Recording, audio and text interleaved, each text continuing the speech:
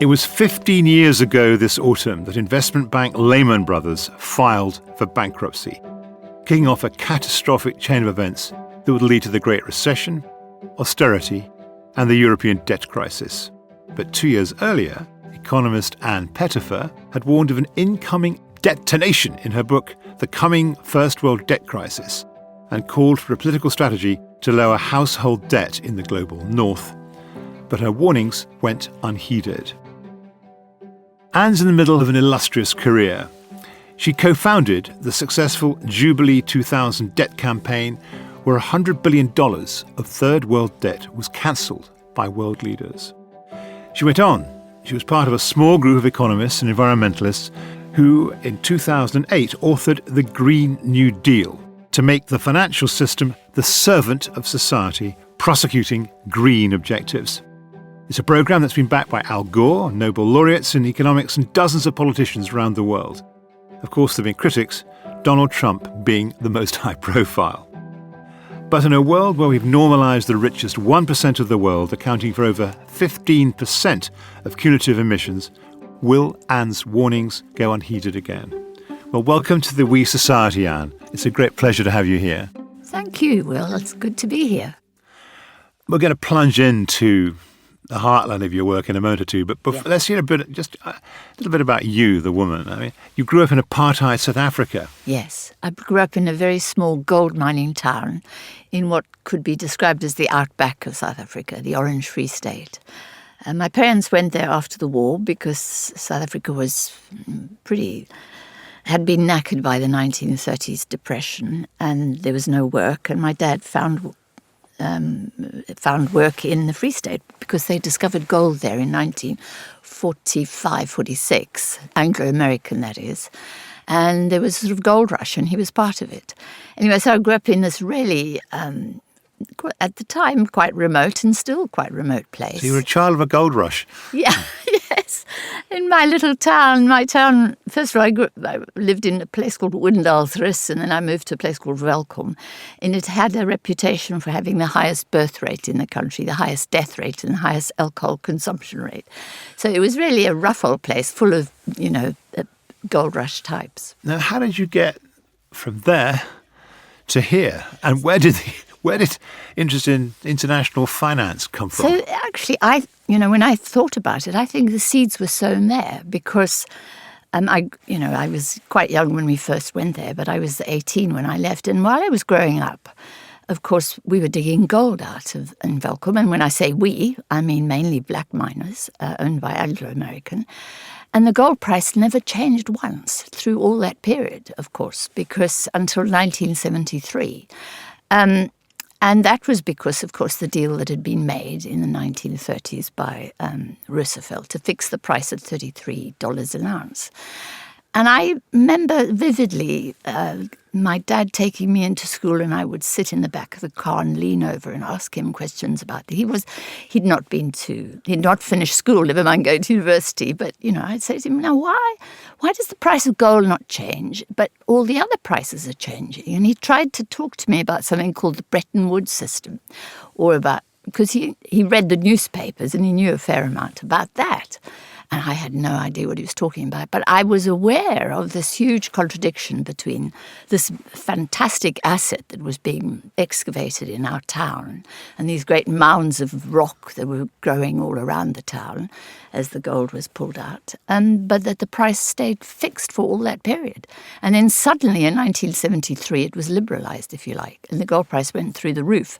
And by that time I'd left home. But then what happened was people started sifting through the rock to get the tiny bits of gold that people had not bothered about before in order to blast. So, I think that... So where were you in 73 when the Bretton Woods system collapsed? I mean, where were you physically and what were you doing intellectually? I mean, there's the Ann Pettifor Green New Dealer, Jubilee 2000 campaigner. How did you come to be that person? Well, first of all, by that time I was in Britain. I had got involved in student politics at university, but I kind of and I got into trouble, and I had the sense that if I wasn't careful, I was going to end up on Robben Island. And honestly, I was too cowardly to do that. And I thought, no, I want to get out. By that time, I'd become incredibly disillusioned with South Africa, but my university education. Because of apartheid? Because of apartheid, because I knew I belonged to the only mixed race organisation on campus, which was the Anglican Students' Federation. The National Union of Students had been banned. There was no other place you could meet black people. And of course, it was a bit of a shock to me because I'd grown up in an all-white community. But when the shock registered, I remember feeling this was so utterly outrageous and against everything I'd been taught from the Bible and so on. Anyway, I wanted to leave. And so I got involved in student demonstrations and so on. But I then said to my parents I wanted out, really, and I wanted to go to Britain because, I'd read English novels and so on, and I'd loved to go there. And I did. I raised some money. I worked hard, and I paid for the flight, and I came over here. I also had a boyfriend here, so that always helped. helps. Yeah, it helps, yeah. It does help. Yes, I was here at the time.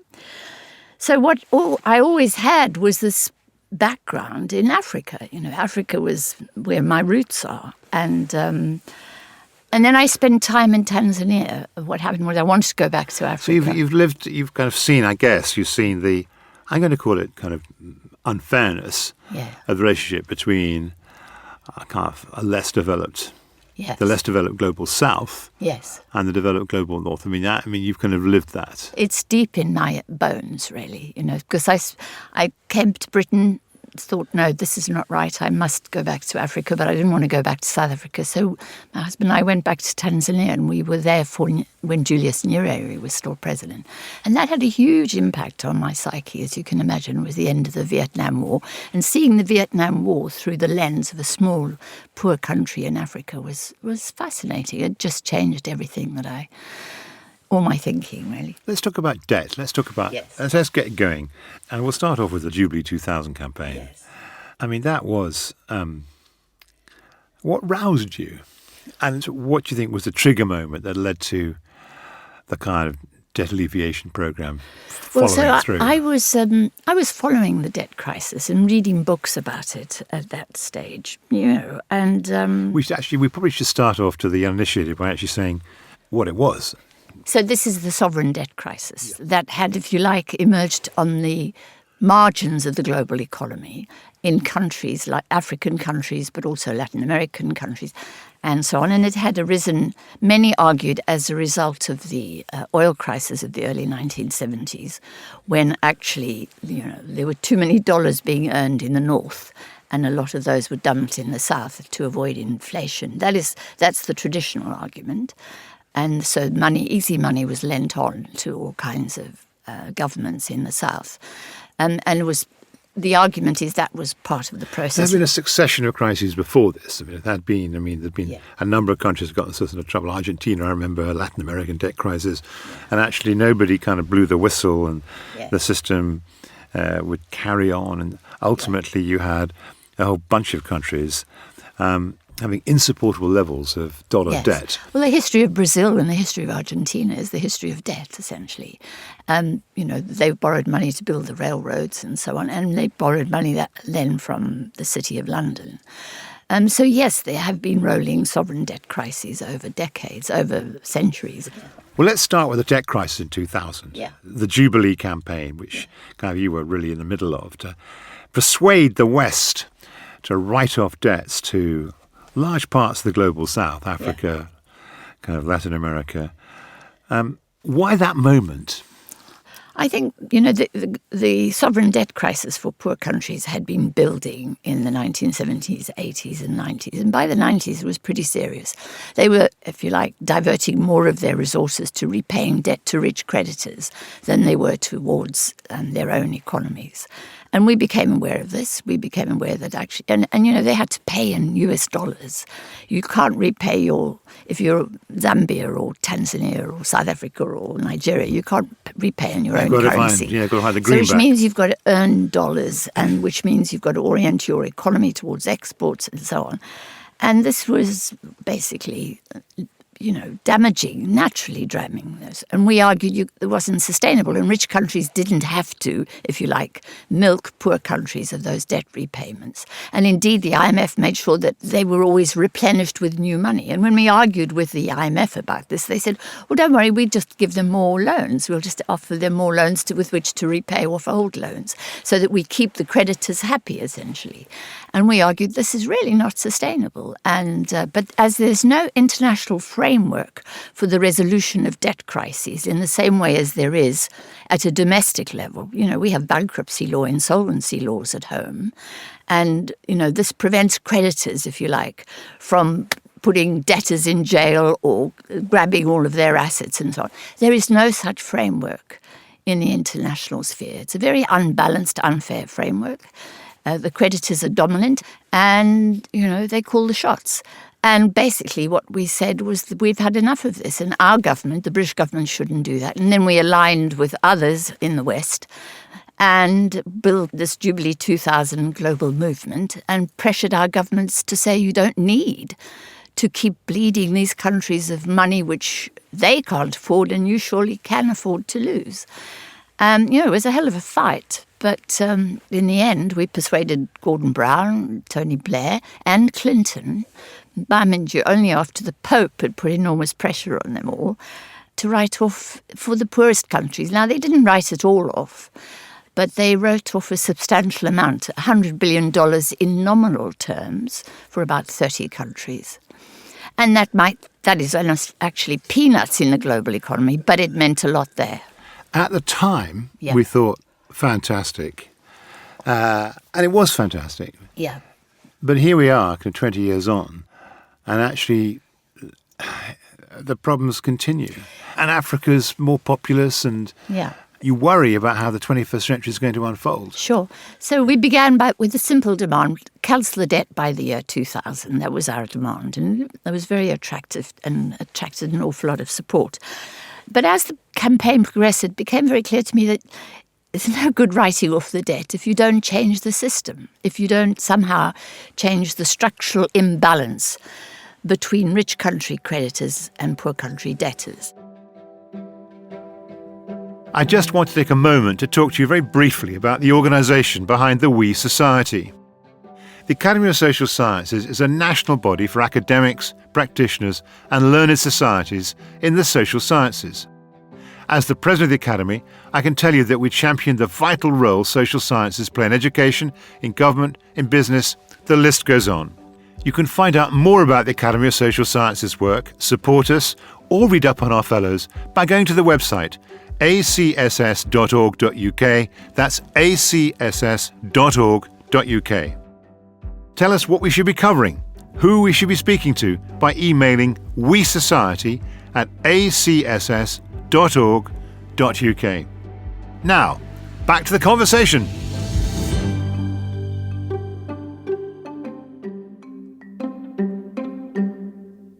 There were fears only 10 years ago that global temperatures would rise by 4.5 degrees by the end of this. Now it looks as though the figure is going to be, it's still too high, but it's going to be, hopefully lower than 2.5. And that's a big deal to achieve that. Yeah, I'm worried about if it hits 1.5. Yeah, I know. But countries around the world are taking it seriously, and there's a movement to kind of decarbonisation, which is getting accelerating, and growth of renewable energy. And you yourself, one of the group that got the Green New Deal off the ground, Anne. Yes, so you must be quite pleased. To be honest, by nature, I'm an optimist, and I believe we can do something about this. But I think also there's a great deal of ignorance and a great deal of obfuscation around the economy, and I don't think it's accidental. Plus, there's some pretty bad economics out there. One of our problems. Anyway, I won't go into the economics profession that keep us going for a long time. Because you're not a professional economist, are you? No, I'm not, and I have no pretension. I am a professional economist, but I'm not an academic economist. Not an academic economist, yeah. And I have no pretensions to be so. My work has arisen out of my experience, out of my lived experience, especially working on sovereign debt. It was a very privileged position to be working on that, because I worked with some very effective and wonderful economists at the IMF and the World Bank. I spent those 5 years really deep in the whole. Who was paying you? Where did the salary come from? Well, the Jubilee 2000 was set up on the one hand by a very wealthy man and backed by all the big NGOs, Oxfam, Christian Aid and so on. And they employed me. They put an advertisement in The Economist and asked if... And you answered it. Hey, presto, here you are, sitting in the We Society studio 20 years later. Yeah. Do you think that there's enough momentum behind the kind of environmental and green concerns? I mean, the fear is that there's a certain amount of green fatigue. Yes. And that people will make so many sacrifices but no more. And that actually some of the support and momentum for this may be fading. Yes, I mean, I think people are still a little complacent, and we in Britain are particularly complacent. We've been protected this summer by the jet stream. If we'd been in Spain or in parts of Europe, and had a crop or had a business that relied on water and so on, we would be feeling differently. In Libya, now Libya is... I was thinking how interesting it was. It wasn't climate change that caused 10,000 people to die. It was the fact that there were 2 dams on their big river that had not been maintained or looked after, that burst and flooded the nearby towns. And of course the rain and the heavy rain and so on played a part, but the really big part was the infrastructure. And the fact that, of course, for all sorts of reasons, that country has not had a government, but above all, that dams, which are fundamental to stability and resilience, were allowed to weaken. And so in this crisis, boom, 2 dams burst and 10,000 people die. So, what it's taught us is that, I think it's about 10,000, people are estimating 10,000, that actually we need to invest in the infrastructure that we need, and Africa needs to invest in infrastructure that it needs to survive these coming threats. And they are very real threats. They're not coming, they're there already. People are already impacted very seriously by climate breakdown. I think we're a little bit complacent here because we think we've got time. I'm not at all sure that we have all that time. Where would you start? We must bring this to an end because I just wanted to but where would you start? You want to go to Bretton Woods 2? Is that the idea? A Bretton Woods 2, a Jubilee 2000. Now we might call it Jubilee 2030 or something. Yeah.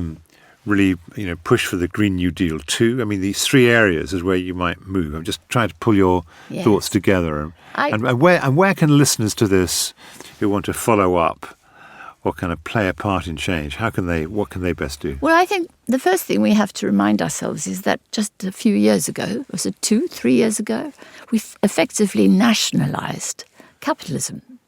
We nationalised the economy because of COVID.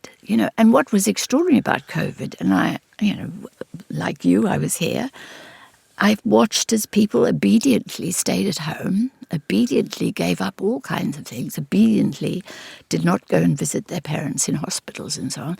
And they did that without any real enforcement. There was a huge transformation took place. And people willingly and understandingly said, right, we've got to do this because this is a crisis. So we are capable of reacting very quickly and making big changes overnight. And our government even turned out to be capable of doing that. Now, it was costly. It was hugely costly for many people. But nevertheless, what it shows me is that actually we can very quickly bring about a transformation. And in this case, it was forced on us, but I would hope that we can do it willingly. So, I would say, yes, we have to transform our system as it is at the moment. That's the theme of my Substack, system change. We have to change the system, and we can do that. Okay. This is the roundup, the last couple of minutes. Yes. I'm sure you're right. I'm sure that there is the possibility people behaving collectively in their own interests. But actually, what concretely do you want them to rally around? What is your agenda for action? What do you want? Elevator pitch, 1, 2, 3. The first thing I want to say is that we invented money in order, as Keynes argues, for us to be able to do what we can do. We can do this. Money was always something that would make that possible, would make it, accessible. But our money system has been captured. It's no longer there for us to use. It's there for actually just a minority to use.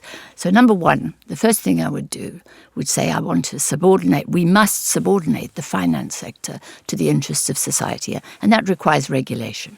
And there are very quick ways we can do that. We can set terms and conditions for the use of all our public services, the Bank of England, our criminal justice system for where the finance sector enforces its contracts, and so on and so forth. The government bonds that we issue, which they use as collateral in the shadow banking system. These are all things we can say, you're very welcome to use these public resources, but these are the terms and conditions. We could do that tomorrow. Okay, that's the first thing. The second thing is? The second thing is we have to understand that the climate crisis is so real. And I've got grandchildren. We can't mess around with that. We have to change our habits. We have to give up on fossil fuels. And I'm so proud of being part of the Scottish Government's Just Transition Commission. And I'm my experience of being on that commission is to understand how hard it is for Scottish oil rig workers to give up what they're doing. The Scottish Just Transition Commission is? It's a commission for preparing for a transition to a greener economy, if you like, one that is not fossil fuel dependent. But because Scotland is so dependent on Aberdeen and North Sea oil, this is a dramatic and bold move by the Scottish Government, and I'm part of that. And every day I learn about how very difficult it is. But where there's a will, at least the Scottish Government is beginning to prepare for this change. The British Government has still not yet done that. So that would be another thing we could do. The third thing I really want is for women in particular to get a grip on economics, really. It's not rocket science. I want you to understand the way the system is working, because once you do, you'll see how easy it is to change. You make this important distinction between not being an academic economist, but being a professional, practical economist. In what sense would you call yourself a social scientist? I'm hoping you think social science bridges the practical and the academic. I think so, absolutely. Also, social sciences implies that economics is not, a science. It's part of the social sciences, and therefore it's much broader. And it includes the other social sciences. Economics always has done, but it's in the last few decades, it's narrowed itself down to sort of mathematical economics, or if you like, economics which is supposedly scientific, when actually it isn't. It's a social science, and if I may say so, it's highly political. So I think it's really important that we should see ourselves as a social science. Anne, thank you enormously. It's been a really intriguing conversation. We've really, from your childhood in a mining district in South Africa, through alternating between First World Britain and the global South, living at first hand the injustices and inequalities between the two, you have chosen to intervene in the best way you can. Your passion about alleviating debt and the success in doing that, your participation in the Green New Deal project, and that had cascade effects, of course. It was picked up and didn't go far here, but it got picked up in the United States in the 2017, 2018 and run with, and arguably Joe Biden is doing some of those ideas that seemed so off the wall back in the day. And your ongoing concern at the heart of all of this, to put finance at the servant of society, and to do that as a self-professed and proud social scientist. It's been a great pleasure talking to you. Thank you so much. Thank you, Will. It's been an honour. Thank you very much. The We Society is brought to you by the Academy of Social Sciences. Find out more about the Society by going to www.acss.org.uk. I'm Will Hutton. The producer is Emily Finch, and it's a Whistledown production. If you haven't already, please subscribe to the podcast so you're the first to know when a new episode comes out.